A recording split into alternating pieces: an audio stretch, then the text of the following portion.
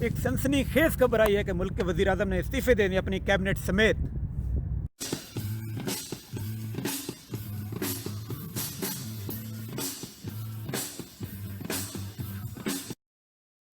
السلام علیکم every one, نوید انجم Japan سے آپ کے ساتھ سید عارف نوید یوٹیوب چینل کے ساتھ ایک بار پھر حاضر ہے۔ ابھی ریسنٹلی ایک واقعہ پیش آیا جس میں ایک ملک کے وزیر اعظم نے اپنے کیبنٹ سمیت استعفے دے دیے ہیں۔ یہ کب ہوا، کیوں ہوا اور کیسے ہوا، آپ کو میں بتاتا ہوں۔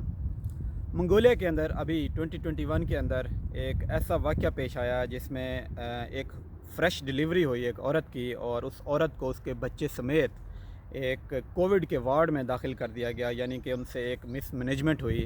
اور یہ واقعہ مس مینجمنٹ کا سوشل میڈیا کے اوپر ان کی جو منگولیا کی عوام تھی انہوں نے ایسا اٹھایا، انہوں نے ایسا پروٹیسٹ کیا، فزیکلی بھی انہوں نے پروٹیسٹ کیا، ایک پیسفل پروٹیسٹ کیا ہے، اور اس کے ساتھ ساتھ انہوں نے سوشل میڈیا کے پلیٹ فارم کے تھرو انہوں نے پروٹیسٹ کیا ہے۔ اور اس کی وجہ سے پروٹیسٹ کرنے کی وجہ سے کیونکہ انہوں نے ایک اسٹرانگ اور کنٹینیوس پروٹیسٹ کیا ہے، لگاتار کئی دنوں تک پروٹیسٹ کرتے رہے ہیں وہ، تو جو ملک کا وزیر اعظم تھا منگولیا کا، اس کو مجبوراً استعفیٰ دینا پڑا اپنی کیبنٹ سمیت۔ بات یہاں تک ختم نہیں ہوتی، اس کی کیبنٹ نے بھی استعفیٰ دیا، وزیر اعظم نے خود استعفیٰ دیا، اور اس کے ساتھ ساتھ جو ہیلتھ منسٹر تھے، جو بھی ریلیونٹ اتھارٹیز تھی، جو اس واقعے کے رسپانسیبل تھے پرسنز، ان سب نے استعفے دیے ہیں۔ اب میرا یہاں پہ اس واقعے کو یہاں پہ پیش کرنے سے کیا مقصد ہے؟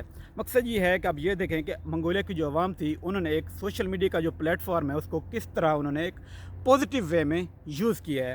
اب میں آپ کو لے کے چلتا ہوں اپنے ملک کی طرف۔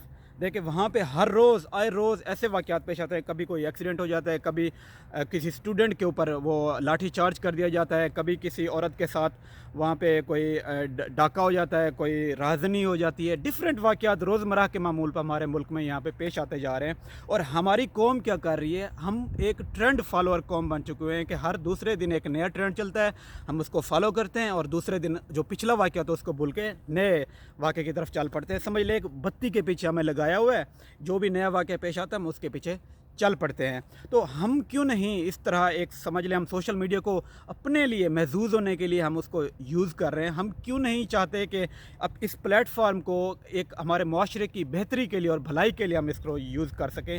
ہم کیوں نہیں کرتے ایسا؟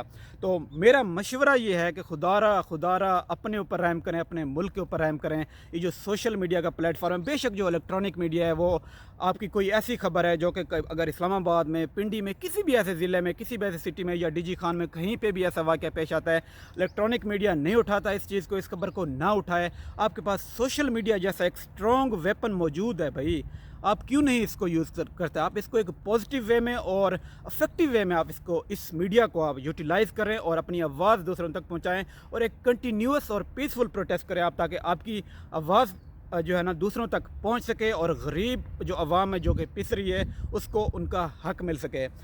تو خدا را رسپانسیبل سٹیزن بنیں اور معاشرے میں بھلائی کے لیے اپنا کردار ادا کریں۔ اللہ تعالی ہمارا حامی و ناصر ہو، اللہ تعالی ہمارے پاکستان کا حامی و ناصر ہو۔ اپنی دعاؤں میں مجھے یاد رکھیے گا۔